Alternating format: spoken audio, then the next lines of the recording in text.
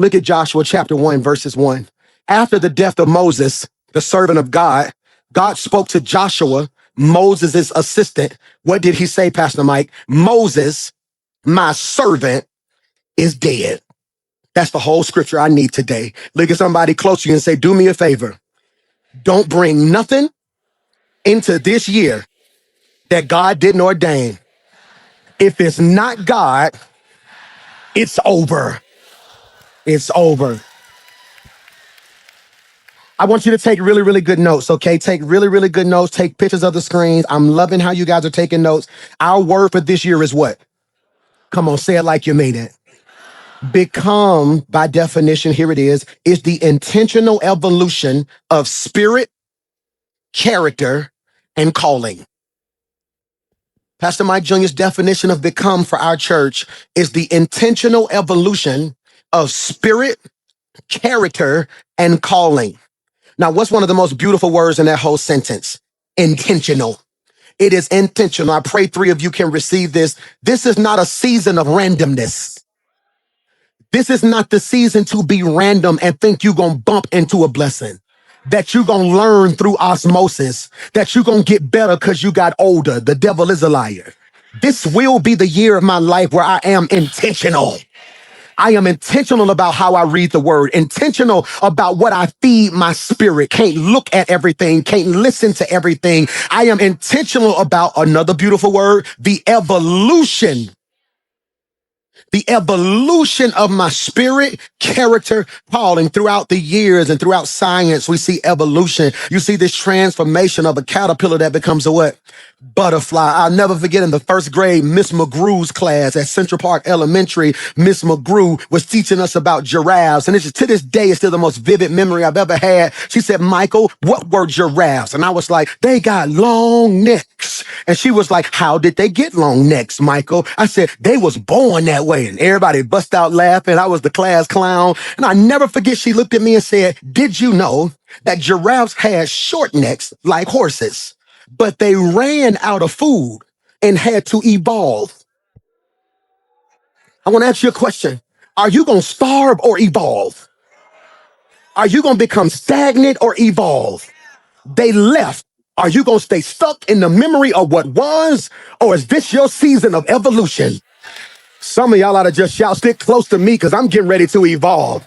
It's so much more in me than you see. Become is the intentional evolution of spirit, character, and calling. That is so important. It is the journey from who you have been to who God already sees. And I want to ask you this question. I preach this same message the first Sunday of every year until God calls me to glory. I'm going to be 90 years old on the first Sunday of every year, asking you the same question. Put this in your notes. What's your mission and what's your vision? I believe each person should have a personal mission statement. A personal mission statement. The mission statement is who you are. The vision is where you're going. I'm going to say that again. If you're writing notes right now, you can put my mission is who I am. My vision is where I'm going.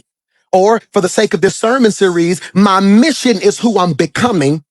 My vision is what I'm pursuing. Preach, Michael. My mission is who I'm becoming. My vision is what I'm pursuing.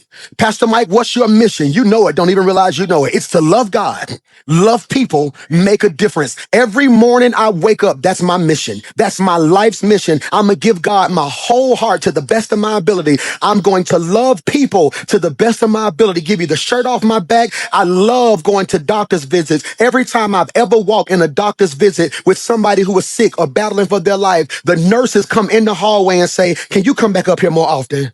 They just smile and they ain't been in good spirit. I love making people smile. I love standing before you and giving you a word, that aha moment. I love when I'm teaching, then out of nowhere, I can see the light click. And you be like, I'm like, yeah, that's what I love. God, I love people to my core. I love people. And my mission is to make a difference, not to make money, not to be famous, not to be popular, not to be a celebrity, not to be the biggest pastor in the city. I just want to make a difference. I want, when God calls me home, I want testimonies being told, oh, how that man made a difference in my life. That man made a difference in my life. That's my mission. The mission is what?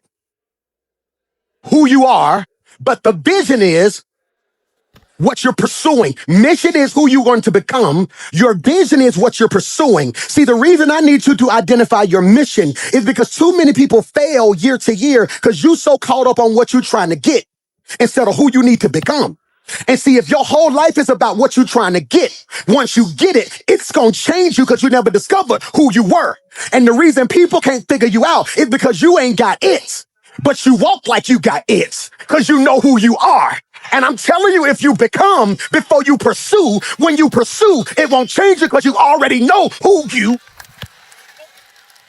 That's why with or without money, I can walk in the wrong bowl. That's why you ain't the boss, but everybody asks you questions like you are the boss because the way you carry yourself say you know what you're doing. That's why folks see you and judge you and have an attitude with you, then get to know you and end up apologizing to you because they mistake your boldness for arrogance. I'm not arrogant, I'm not mean, I'm not nasty, but you ain't gonna convince me I am not what God told me. I'm preaching to three folk in here who can testify I may not have what I want yet, but I am becoming who God called me to be right now. What's the mission? What's the mission? I need you this week to pray and say, God, what's my mission? Let me say that better, because you don't know your mission if you can't provide a mission statement. You want to hear my mission statement? I, Michael McClure, choose to love God, love people, make a difference. At the core, everything I pursue is driven. Say that better, Michael. Everything I pursue is filtered through my mission. Did you catch that? If it don't match my mission, I can't do it. That's why certain decisions ain't even hard for me. I can tell you right now the answer to that's going to be no. Why? It don't fit the mission. But it's paying so-and-so. That's cool. Making money ain't my mission. Making the difference is, which is why there will be certain seasons of my life where I don't get paid for what I do. But I know I may not get what you gonna give me, but if I stay true to who God called me, what God gonna give me is greater than what you could have gave me. Am I preaching to anybody? Mission is what you do. Vision is who you're becoming. I need you to catch this now. Why, PMJ? You don't abandon mission to chase vision. You fulfill vision by staying faithful to the mission. That's why today's text is so important, because in Joshua chapter 1, it's on the screen. It says, after the death of Moses, the servant of God, God spoke to Joshua. We got to pause right there. That's enough to have church. After the death of Moses, servant of God, God spoke to Joshua. That's enough to have church right there. I'm going to say it again. After the death of Moses, servant of God, God spoke to Joshua. Y'all looking at me like I want to shout. I just don't know why I should be shouting right there. Because up until now, God only spoke to Moses. Up until now, God would speak to Moses, then Moses would talk to Joshua. Now God is saying, my season for talking to Moses is over. It's my time to talk to you direct. Some of you finna be in an awkward season because you're so used to having prayer partners and praise partners. God said this might be the season where you got to be alone so God can talk to you for himself. I don't need confirmation when I talk to the confirmer. Did you hear what I just said? He says, Joshua, after the death of Moses, it's right on your screen. God spoke to Joshua and said, Moses, my servant, is dead. Please put this in your notes. God makes it very clear to him before he gives him his assignment. God makes it very clear to him before he gives him the assignment. I need you to catch this. Joshua is tripping. Joshua is hurting. He needs affirmation. What Joshua needs right now is for God to send an angel to him and say, Joshua, it's going to be okay. Let me explain to you why God had to do it. But I need to free you. Please put this in your notes. There are moments when God will not explain your loss. He will just simply acknowledge it. Many of you are stuck because you're waiting on God to give you an explanation. God said, I don't explain dead stuff. I move on from them. You're so busy trying to ask God why when God is waiting on you to ask him what next. Michael, no, God is telling Joshua, are y'all listening to your boy? That chapter is dead. I want to say that better. The chapter of your life with Moses is closed. You can keep reading it, but I'm on chapter 12. I want you to catch this. I love what Henry Cloud says in Necessary Endings. This may be worth writing. He says in Necessary Endings, the inability to end something that is over is the number one reason people stay stuck. The inability to end something that is over is the number one reason people stay stuck. Ooh, that's good. And can I free you? Growth always requires an ending. I want you to be careful what you say out your mouth this week. Because who been saying, let's be honest, who been saying, I got to grow this year? What you really been saying is, God, what do I need to end?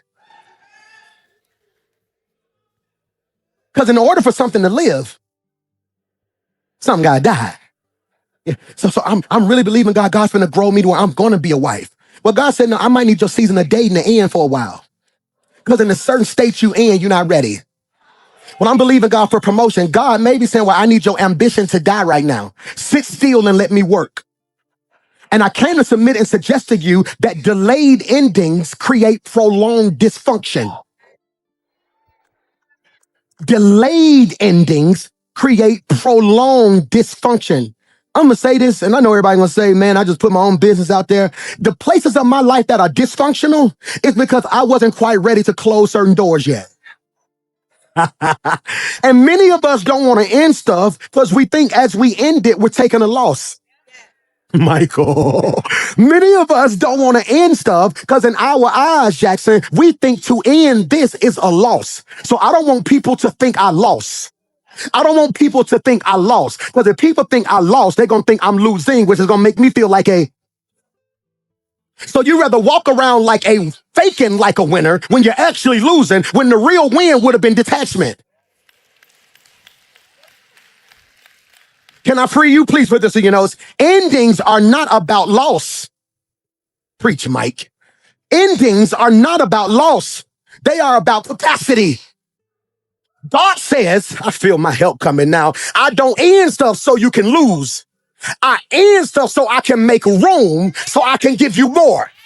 I'm only preaching to three of y'all who lost some stuff in 2025 and you still been trying to wrap your mind around how they could leave or how you could lose this. When God is telling you, you don't even see, I'm making capacity. I'm getting ready to send you so much, but it was certain stuff I could not send you as long as there was too much crowded space in your life. I don't know who word this is, but I speak capacity over your life.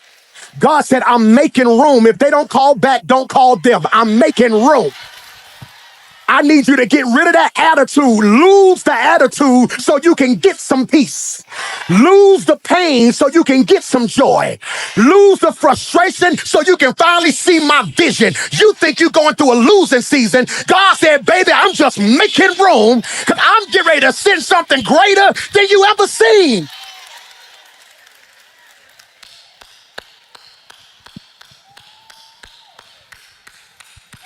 It's called capacity.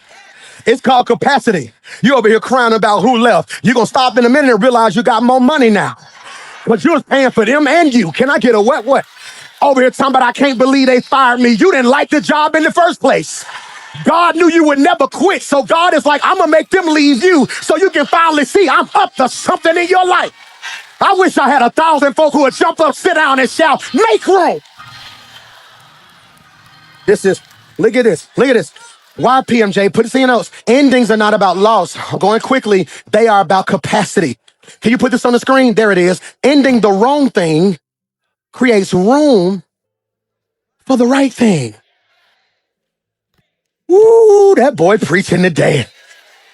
Ending the wrong thing creates room for the right thing. This is critical. Joshua could never become Joshua while trying to be a continuation of Moses.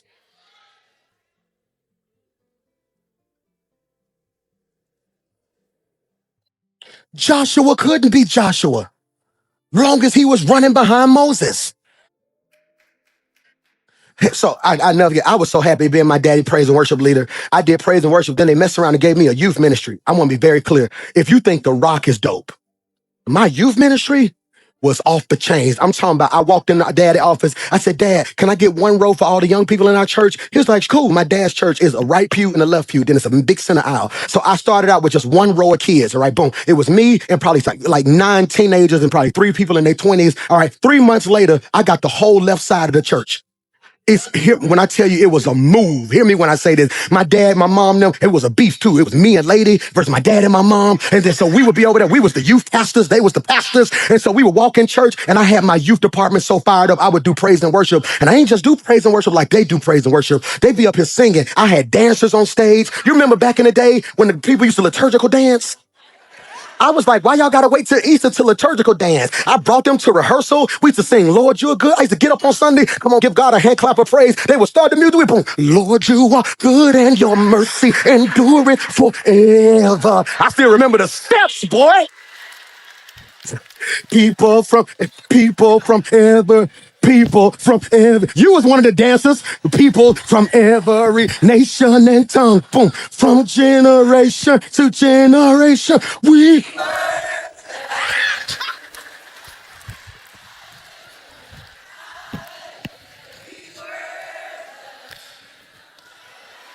Oh my God, I just bodied that, didn't I? But think about that. You got me. I'm singing doing it. Then the dancers doing it. Then it's 300 teens on the pews just jumping. Now the parents trying to come to church to see where their kids at. So now the parents jumping. So then I come to my dad and I say, Dad, I think the Lord's calling me to start a church. My dad never said, no, I need you to be my youth guy. He understood. I would never be me. Go to the next slide. Because you don't understand. Sometimes it calls for a season of detachment. Preacher Mike. Preacher Mike. I want to free you. Becoming, can you put that in your notes? Demanded separation. That's heavy. And many of you are so clingy, you can't become. Who wants your child to become smarter? Yet you detach and send them to school. Who wants your child to cheer or play sports? You detach and let somebody coach them. But in your personal life, you try to be everything to a person. Because what we do is when we lose somebody, we make them the devil. Put this in your notes. We either deify or demonize. I should have put that on the screen. Deify or demonize. When they good to you, we make them a god. When they bad to you, we make them a devil. And I want to say this to you. All separations ain't evil. I have friends right now I haven't spoke to and probably twice in over 3 years. Because 3 years ago, I realized it wasn't a sin to be friends with them. They just made the parts of me that were dysfunctional comfortable. Jesus Christ, that was good. There are certain friends in my life I had to detach from because they made the parts of me that were dysfunctional comfortable. It ain't a sin to be with them. We didn't do nothing sinful. They just made it comfortable for me to complain. They made it comfortable for me to never deal with my weight. They made it comfortable for me to be the version of me that I didn't need to be. So I had to be honest and say, hey man, I love y'all. You may not hear from me as much. I'm just working on me in some areas. And if they really love you, they respect it. Only people who like the dysfunctional you make you feel guilty for trying to be a better version of you. Preach, Mike McClure. How you gonna guilt trip me for trying to be what God called me? Because now it's forcing you to deal with the fact that you ain't who God called. Am I preaching to anybody today? So hear me, because most of us don't want detachment. Hear me, most of us don't want detachment because we don't want to deal with rejection. This is critical, and I came to speak over your life. I'm finna run right here. What you think is rejection is really projection. Michael, what you think is rejection is really projection, okay? You don't like this when I say this, okay? All right, who likes rejection? Okay, I didn't think so, okay? Every mama who done had a baby, give me a what? Every mama who done had to give birth to your baby, give me a what? Every mama who gave birth to your baby and rejected the baby, give me a what? No. Every mother in here rejected your child. If you look at science, your baby didn't want to come out. Your baby was floating in water, having all their food brought to them, comfortable. Could nobody get to them? Could nobody hurt them? Your baby didn't say, I'm ready. Your body did. The only reason your baby here is because your body rejected your baby. And the rejection of your baby is the birth. You got here off rejection. So if you were birthed through rejection, what makes you think their rejection gonna kill you? So when you go through rejection in your life, instead of saying what's wrong with me, you need to say, God, what you get ready to birth in me. Talking about we don't like you. Good. That must mean I'm on a level that they can't comprehend yet, and God's getting ready to birth something new in me. I prophesy to 20,000 people that this will be the year of your life where God birthed a better. I gotta stop. Hear me. This is so good. This is so good. Why, Pastor Mike? Because I want you to realize Joshua is going through a type of rejection. He's sitting there. Who gonna help me preach? Joshua sitting there, right? Joshua, Moses dead. I don't know what to do. I don't know if these people gonna listen to me. I don't know what to do. It's like, and God, put this in your notes, gives Joshua 30 days to grieve. God says, all right, Moses dead. Leave him alone. Day one, oh God, it's okay. Just keep an angel around. Make sure don't nobody get him. Day 5, what do I do with that Moses, Lord? It's cool. They was close. They was tight. God bless them. Day 10, he's still out there crying. It's cool. If the relationship real, you should feel it. Day 20, is he making any progress? He's still in the same spot. It's all right, give him a second. Day 25, he's still up under that tree crying. God, we got to figure out what we're going to do. The children of Israel, God, they need a leader. Somebody got to get up. I saw a boy in the back. Nope, we ain't going to get the boy in the back. We're going to give him enough time to grieve. Day 30, hey, Joshua, it's on the screen. Do me a favor. Moses, my servant, you missed the clap back. Moses, my servant, let me be very clear. He meant more to me than he meant to you.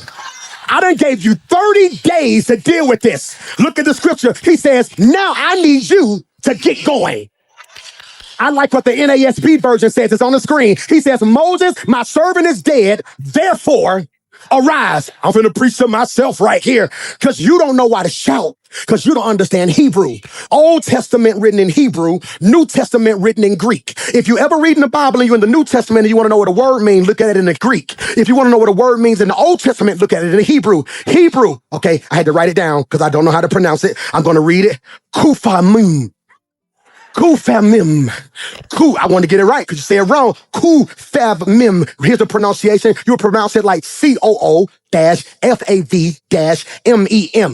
Arise in the Hebrew, kufamim, means to stand up. Michael. He looks at him and says, hey, I need you to stand up. You've been down long enough. Now, here's what you got to realize. I don't need you to stand up physically. My issue ain't that you laying on the ground physically. My issue is you down spiritually, mentally, and emotionally. My issue that you ain't got no money in the natural. My issue is your mind still broke. My issue is your your spiritual resistance to pressure has not evolved. Because arise implies, Michael, that something shifted internally before it ever showed up externally. You do not arise because conditions change. You arise because your calling has been activated. Okay, I want to say this. You should have never logged on today. You should have never came to church today. You should have missed this Sunday because not being activated will never be your excuse again. I speak by faith that I activate every gift in this room. I activate every gift watching me right now. Let everything God put in you rise right now. I plead the blood of Jesus over your mind, your spirit, and your heart. Consider yourself. Paul said it like this, stir up the... It is activation. Why is activation? Okay, have you ever got a new debit card and you went to go use that debit card and it wouldn't work? Why wouldn't a debit card work? You never stop to activate it. Some of the problems in your personal life is you're trying to draw from people who haven't been activated. Some of the losses you took in the past was because you was doing stuff God didn't activate you for. Preach Mike McClure. And I came to submit and suggest to you, devil, you should have killed me when you had the chance. Because 2026, I am activated. I just need you to touch somebody around you and tell them I'm just practicing to see if my anointing works. Because I speak by faith this year. When I lay hands on stuff, it's going to get healed. When I pray, things are going to shift. When I speak those things that are not, they will be so. I just wish I had 1,000 folk in the room and in the chat who can just shout, I am activate. I feel, I feel that. Yeah. Activated. Activated. Somebody shout, arise. I got 7 minutes. Put this in your notes. Arise. Arise. Say it like you mean it. Arise. Put the next slide on the screen. Arise is the hinge between the promise. Say that better. Arise is the hinge between the promise and possession. Please put that in your notes. It is the space between the promise, Michael, and possession. For all my note takers, under promise, I want you to put what he said, and under possession, what he gave. So when I tell you it's your season to become, I'm saying it will determine how you manage the space in your life between what God promised you and the day God gave it to you. Most people settle because they don't know how to deal with the space in the middle. The space between, come here, David, God telling you in your daddy backyard, you are the next king. But then he leaves you in the backyard, don't give you a crown, no security, and you still ain't nothing to your family because it's a space between him prophesying it and it manifesting. And some of y'all got to be careful because there are people who will love you when it's prophesied, then kill you when it manifests.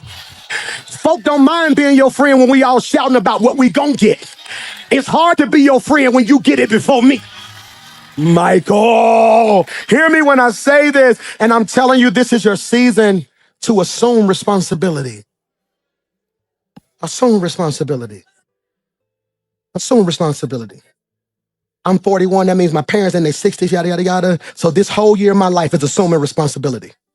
Where you want to be at in 3 years, mama? Where you want to be at in 3 years, daddy? What you looking for? What you doing with this? I'm finna be what you finally raised me to be. Y'all set me down as a young boy, had me sitting in counseling meetings, had me sitting in this. Y'all would tell you, now it's here. So what you want? No, we're not gonna do that. We're gonna do this. We're gonna move this. We're gonna move that. We're gonna do this. What you want, mama? What's your ultimate dream? How do we get there? Let's go ahead and put this up right. So, baby brother, what you want to do? What's in your heart? Okay, boom, boom, boom. I believe in my soul, my brother, author. When he preach, you can hear books, can't you?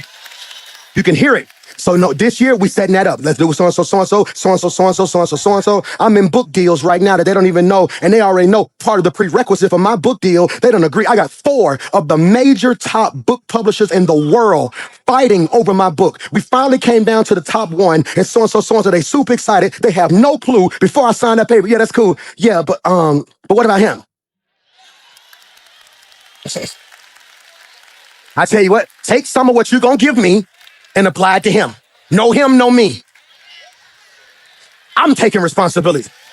My sister's not married yet, so I'm her husband now. So what we doing, Leak? How we doing so-and-so? I want my sister so-and-so. No man gonna be able to so-and-so, so-and-so. You know who your brother is, right? So we gonna do X, Y, Z. We moving so-and-so over here, so-and-so, so-and-so. I'm planning the next 21 days a family meeting to figure out what we gonna do, so-and-so, so-and-so. Here's what I need from y'all. Y'all know I'm insecure. Y'all know I got anxiety. So when this happened, if y'all don't mind, just reach out and tell me so-and-so, so-and-so. Come sit over here and just look at me certain days so I can feel better about so-and-so, so-and-so. All right, y'all ready? Put your hands in. And that's what it's gonna take. My mama got an attitude with me yesterday. I sent a little voice message, mama, you gonna do so-and-so, so-and-so. She gonna lead a family group text. Guess what D did? Put her butt right back in the good. Because I'm taking responsibility. You done gave everybody in your circle 6 years to be what they said it was gonna be. Then now you gotta wake up and say, hey y'all, I love y'all. If we're gonna be friends in 2026, here go the plan. We ain't doing so-and-so, we ain't doing so-and-so, we ain't doing XYZ. If we gonna do something, we gonna do it. Now let me be clear. If y'all ain't serious, here's where I'm gonna remove myself. Because I refuse to be where I am this year, next year. I assume responsibility. God tells Joshua, I got 3 minutes. God tells Joshua, get up. You can't afford to be down. Too many people depending on you. You don't think I have bad days? Baby girl, you don't think I had days when depression hit me? I done caught more hell in the last 20 days than I done caught all year. Every time I turn around, it's something about me. Did you hear this? Boom, boom. I can't believe he said this. Boom. Do you see this? Boom. Stuff being screenshotted. And every now and then, even when people mean well, when they say they love me, they making me aware of stuff I didn't even know about. So now I've been just sitting there, and the old me would have sunk. The old me, my mama would have had to come sit on the couch. The old me, the whole staff, they don't think I used to know this. They knew me so well. They would just take me out to eat, and they would be around me so much so I would never think, because I'm anointed, but I'm also human. Stuff hurts your feelings. Stuff will have you questioning your identity. It don't no more though. See, because now I know who I am before I do. I am not a human doing. I am a human being. And so now I'm trying to get you to realize this in your life. It's time for you to arise. And the first thing Moses represents, 3 minutes, okay? 3 minutes. The first thing Moses represents is dead strategies. This is my first of the year sermon every year. Dead strategies. Dead strategies. Why is that important, PMJ? Moses represents an expired strategy. Watch this. What Moses did helped get the people out of Egypt, but it wouldn't get the Egypt out of people. Can I make it hood? You can take a person, but you can't take the...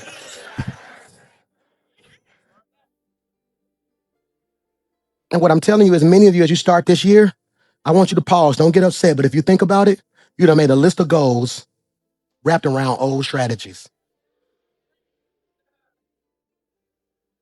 Now, keep in mind, I said he represents dead strategies, not failed strategies. I want to be very clear. Moses, what he did worked. Problem is, what delivered you may not develop you.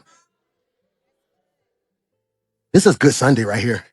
What delivered you may not develop you. Bro, you ever been swimming before? All right, you ever seen somebody drown before, almost drown? They have to throw that little circle thing, that little donut out there. What is that donut thing called? Like a lifesaver. Like the candy you eat. It looked like a... I'm a big bag. Pray for me. I said I can't. So you know that little lifesaver? Who's seen that little lifesaver? Somebody be in the water. Like, he throw that thing out there, boom, and the person grab it. What they do to it? Pull them in. You ever seen somebody go get swimming lessons? They don't use that lifesaver. They almost let you almost drown. They said, we're gonna teach you how to float. You ready? Oh, it's okay. I got you. No, it's okay. I got you. Because the instrument they use to deliver somebody is not the instrument they use to develop somebody. The strategy is different. When Xander was 10 and 12, stop! Hey, stop doing something. Don't make me tell you again. No, you can't go over your cousin's house. He turned 19 next week. My strategy's changing. Now when he texts me, Dad, can I go chill with my girl? Absolutely, man. Just hit me when you get there. Right now, he don't know this, but every answer is yes. Dad, me and my girlfriend go get some meat. Man, cool, do your thing. Let me know. You got money? Hey, don't let her pay. Do so-and-so, so-and-so. Okay, boom. Dad, I'm thinking about going, hey, man, do your thing, baby. You want to know why? In 90 days, 120 days, 180 days, he's going to be on his own. If my strategy don't change, he going to leave and say, I can't wait to get out this house. I need him to be in the world, but want to talk to me. You got me? Mike gonna be 18 in February. So it's different now. He telling me stuff like, okay, I love you, baby. No, we're cool. Dad, I don't like so-and-so. Cool. Dad, when you do something, hey, man, do your thing, baby. I love you. Hey, what you need? I don't know about that, Mike. If I was you, I would do so-and-so, so-and-so. Okay, cool. All right, God bless you. May 16. No, because I said so. The strategy for him ain't shifted yet. It ain't shifted yet. Because I can't apply what works for him to them. Well, they close in age. No, he's not going to grow up fast. I can give immaturity mature access. Can't do that. See, the strategy God used for Moses was perfect for deliverance. But that same strategy isn't sufficient for development. Remember when Moses was in front of the Red Sea? He said, God, what you want me to do? What did God tell him? What's that in your hand? He asked him a question. What's that in your hand? He said, this rod that you gave me. He said, all right, cool. Stretch it out. What happened? The Red Sea parted. Remember, Joshua is in front of the Jordan River. He's like, God, what we gonna do? I don't have Moses' strategy. God says, but you got the Ark of the Covenant. So he had his leaders grab the Ark of the Covenant and step in the water. And what happened? Same result, different. You better stop mimicking what people do and ask God, is that what he want you to do? Just because it worked for them don't mean it's anointed to work for. Dead strategies. Let me pause and parenthetically digress and give you this word right here. Just because it was a dead strategy does not mean Moses was evil. His time was just up. Time was just up. I just filmed a TV show. They wanted me to host this celebration for Dr. Martin Luther King on television, and they brought the whole television crew to Birmingham, Alabama. They filmed it at the Civil Rights Institute, and so I had to spend a whole day hosting. Like, we'll be right back after this, just all this other stuff. And I'm walking through the whole Civil Rights Institute, and it was so crazy. I worked so much, I had kind of forgot my granddaddy passed. And I know that sounds weird, but you work so much sometimes. And I'm standing here and I'm looking at a picture and I can literally see my granddaddy in the picture. I'm like, yeah, that's my granddaddy right there. And literally, you know what I said? I said, I'm gonna get him down here. He gonna love stuff. And literally went to pick up my phone. It was like, oh my God. And I'm just looking through everything they did for us. How they marched, how they lived. And as incredible as my granddaddy and Abernathy and Shuttlesworth and Woods and King was, if they were all here right now, that strategy wouldn't work. We not united. It was easier to boycott then. We all had to live in one neighborhood. Now you're going to sit back and say, hey, boy, I ain't in Ansley, I'm in Hoover. We see what happened to other countries and we don't even bat an eye because I'm good over here. Well, I'm black. Well, I'm white. And God is like, y'all gonna adopt that same mentality? See, deliverance removes external bondages. Development confronts internal bondages. What I'm telling you right now is you free externally. It's the stuff you need God to heal you from internally. Dead strategies. Number 2, dead, next slide, seasons. Moses represents a dead season. I want to say this to you and I pray you receive it. The greatest enemy, the greatest trick or the greatest weapon that the enemy uses to stall us is unprocessed grief. He have us hurt for so long, we don't know how to move forward. Unprocessed grief. Bro, can I tell you something the Lord had me do in 2025? Feel it. I ain't even try to fake it. Let me free you. There are some things in your life you're going to have to feel. Oh, that hurt. Who remember when I told y'all, I'm going to see if y'all really be listening to me. I told y'all in November, hey, y'all, I'm going to take a day and just cry. Who remember that? Who cried? Did anybody else take a cry day? I took my day. I got in that little truck of mine and started playing music and just riding. Went through Central Park, sat in that parking lot for a minute. Rolled by 15, boom, flew here. And before I know, just crying. I done been through so much. And I have to be strong. I feel like I have to always perform. Hey, how you doing, man? I'm good, boy. How you, man? What's up, boy? Pastor Mike, what up, boy? But in my heart, I just be like, somebody give me a hug. Please. And I sat in that car and I started processing. I got a note in my phone. You might want to adopt this. When stuff happened to me during the year, I got this one note. I call it the pain list. But technically, if you look at my phone, it's called a grocery list. But that's what I call the grocery list. So boom. And I put in that joint and I just went down the line. 1, boom. So-and-so left. So, and I just started thinking about it. I had to deal with it. Why, PMJ? Please put this in your notes. If you don't process it, you'll always carry it. Can I say it the way my brother would say it if he was preaching? What doesn't get healed, get handed down. I'm like, God, I got to deal with this grief so I'm not bleeding on my kids. Ooh. I don't want my son coming to me saying stuff like, Dad, I want to date. No. You don't trust nobody. Now I'm bleeding on them. I'm trying to develop them. You know, Xander will be 19 in January next week. Mike will be 18 in February. Mason will be 17 in June. And so now I'm developing. It ain't a whole lot of hollering. See, deliverance is loud. Development, put that on the screen so they can see that. Deliverance is loud. Development is soft. It's slow. Got me? Ain't a lot of hollering now. These are young men. You know? Hey, do me a favor. Don't ask your mama for no more money. Y'all come here. I love y'all. Don't ever again ask your mama for no money. You finna be 19, you finna be 18, you finna be 17. If you're 19, 18, 17, comfortable asking your mama for money, you're gonna be 25 asking a woman for it too. So I don't want that. I said, so in my house, don't ever in your life ask your mama for some money. If you need something, you come talk to your daddy. Yes, sir. You want to know why I'm doing that? Because I want them to be in that room and want to go out and be like, oh, Dad, yeah, I got you. Because you know what that's going to produce? This hunger to go get it themselves. Ain't nothing wrong with it, but that's how I'm developing my boys. Like, no, so do so and so, do me a favor. Hey, Mace, I told you come 2026, I got a shift on you. You my dog. Me and Mace tight. That's my boy. That's my dog right there. I said, hey, Daddy gonna turn on you a little bit because you're trying to enroll in school early. You're an athlete. Mace want to be in college this time next year. He don't want to graduate May 2027. He want to graduate early and be on campus so he can be in spring training. So that means I got 8 to 9 months to get all the baby out of him. They're not gonna care who his daddy is. They're gonna tell him, I don't care who your daddy is, run up there. They're gonna scream and holler. So you know what I'm doing now? Hey, Mace, get up. Do so-and-so, so-and-so. Nope, don't do it for him. So-and-so, so-and-so. Quit, don't go up there again. Don't talk to him. No, get it right. So-and-so. Do XYZ. Do so-and-so, so-and-so. Mace, I'm gonna tell you one more time. If it happened again, you won't have a mattress when you get back. I'm gonna let you sleep on the floor. I'm that type of daddy. You're not gonna have a mattress again. He gonna come upstairs, whole mattress gone. Mace, you ain't got no mattress, do it. All right, come on, get it right. Let's go, baby. I gotta make him a man.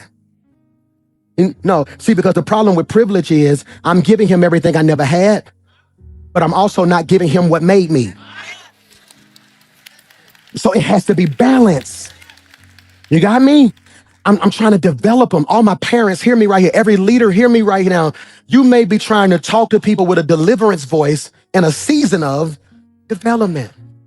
You yelling at that woman, she don't need that right now. Hey, babe, I just want to share my heart and let you know what I feel. So when you say this to me, it makes me feel like XYZ. And I know you share how you, but I don't even hear you when you start screaming like that.